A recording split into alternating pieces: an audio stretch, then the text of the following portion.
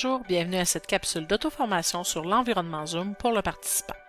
Avant votre première formation en ligne sur Zoom, il est pertinent de se familiariser avec l'environnement et les options pour le participant. Nous découvrirons ensemble les éléments les plus utiles pour le participant. Plus spécifiquement, nous verrons l'activation du microphone et de la caméra, l'icône participant, l'icône partage d'écran, l'icône converser, l'icône enregistrer et les gestions de l'affichage.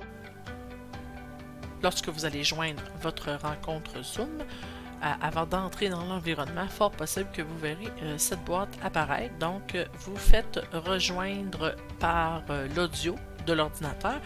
Si vous n'avez pas testé votre micro et votre webcam, je vous recommande de le faire. Alors, vous cliquez sur Tester le haut-parleur et le microphone.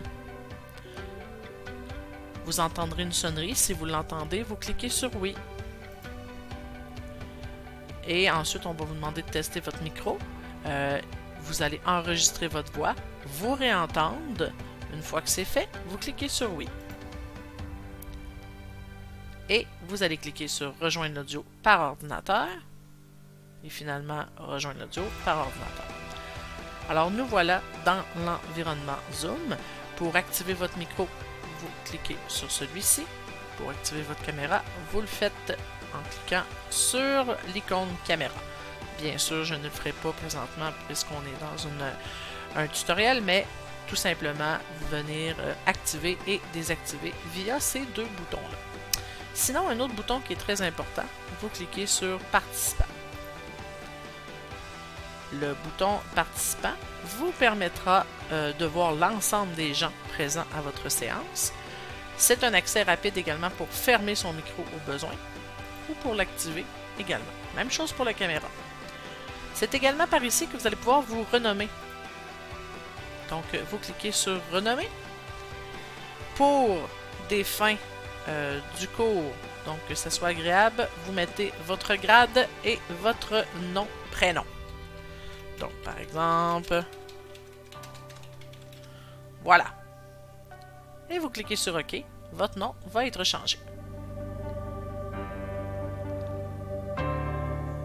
C'est toujours dans cette même catégorie de boutons que vous allez pouvoir voir l'icône Converser. Donc, Converser, c'est un chat, c'est un endroit où clavarder.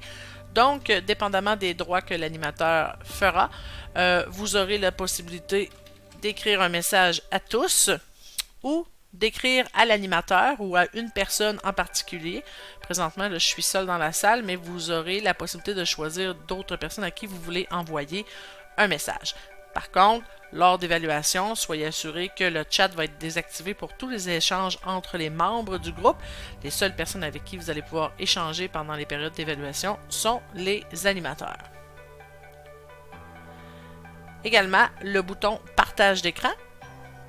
Ce bouton Partage d'écran, lorsque les droits sont donnés, dans ce cas-ci, je n'ai pas activé les droits, mais lorsque vous aurez la possibilité de cliquer sur Partager l'écran, on vous invitera à choisir quel écran voulez-vous partager et ça sera très utile pour votre évaluation de 104.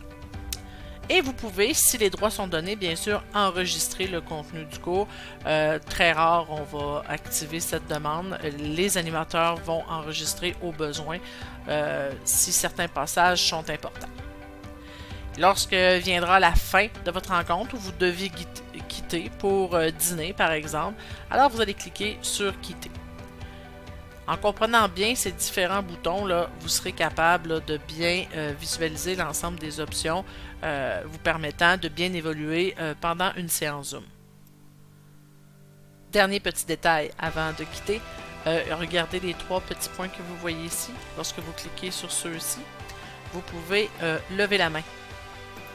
Donc, l'animateur pourra voir que vous désirez intervenir ou poser une question. Voilà, à l'intérieur de 5 minutes, nous avons fait le tour des boutons les plus importants de l'environnement Zoom. Alors maintenant, c'est votre tour. On se voit pour le cours dans les prochains jours.